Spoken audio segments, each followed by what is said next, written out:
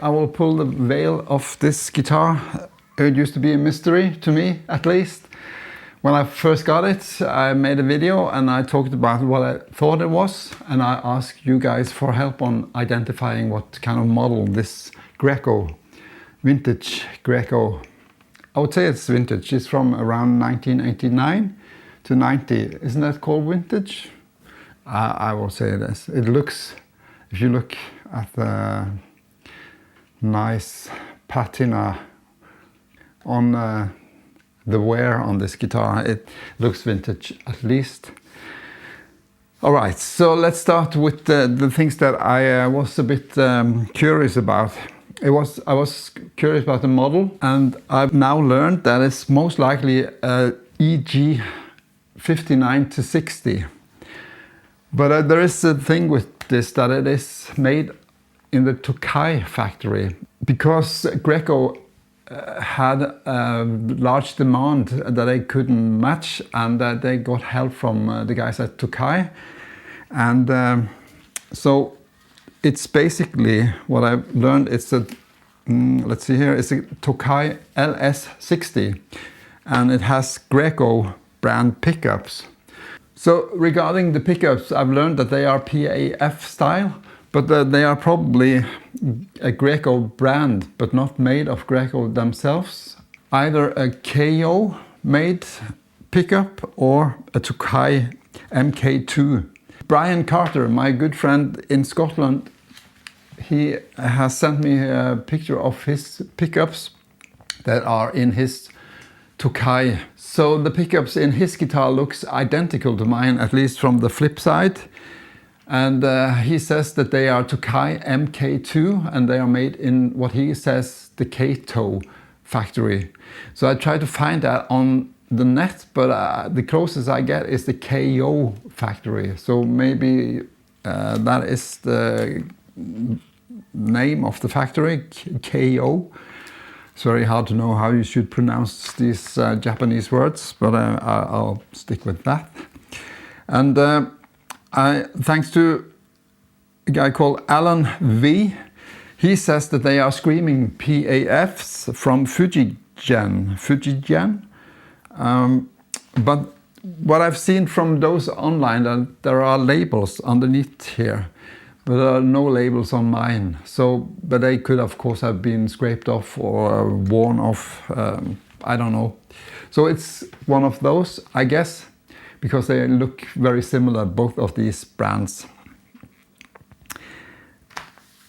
So, and Alan gave a lot of info. He also says about the finish that I bragged was nitro. It's not, but it's a thin poly. And the reason I thought it was nitro is because of the checking on this. So maybe they have a different finish on the headstock.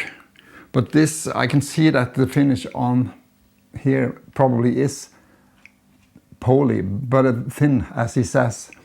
But you can see where it has these things that it goes into the wood. Let's see if I can get this here on the camera.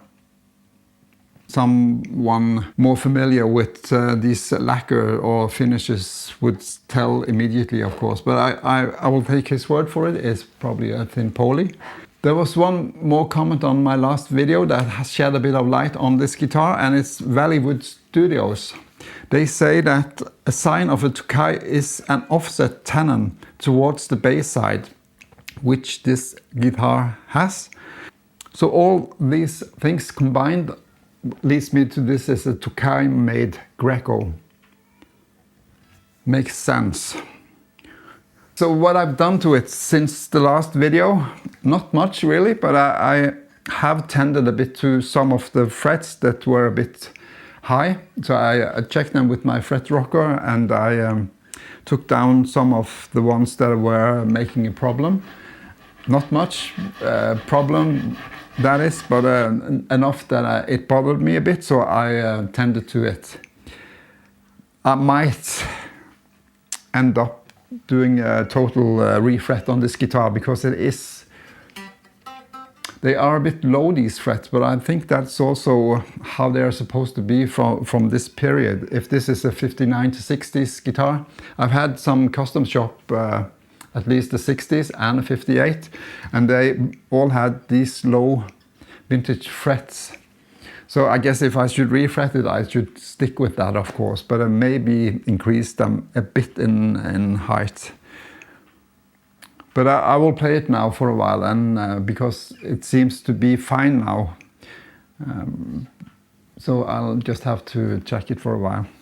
Well, I think that's it for the update on this guitar. I'm getting more and more attached to it. I really like it. The color is just so wonderful. The looks of this guitar is fab. There's one thing though, the neck pickup is a bit dark, so I'm hoping to get that a bit brighter.